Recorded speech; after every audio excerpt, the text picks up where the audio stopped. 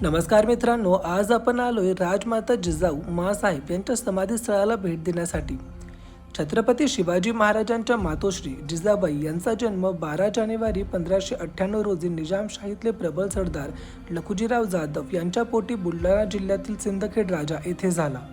निजामशाही आणि आदिलशाही सुलतानाचे जहागीरदार शहाजी भोसले यांच्याशी त्यांचा विवाह झाला. त्या राजकारणात आणि युद्धकलेत पारंगत होत्या. विलक्षण बुद्धिमत्ता आणि दूरदृष्टीने त्यांनी शिवाजी महाराजांच्या मनात स्वराज्य स्थापनेचे बीज रुजवले. स्वराज्य स्थापनेचे त्यांचे स्वप्न पूर्णत्वाला आलेले त्यांनी स्वतः पाहिले. शिवराज्याभिषेकानंतर काही दिवसातच म्हणजे 17 जून 1674 रोजी त्यांचे देहावसान झाले. त्यांना आजही राजमाता म्हणून ओळखले जाते. जिजाबाईंच्या वंदनीय स्मृतीप्रित्यर्थ हे स्मारक बांधले गेले.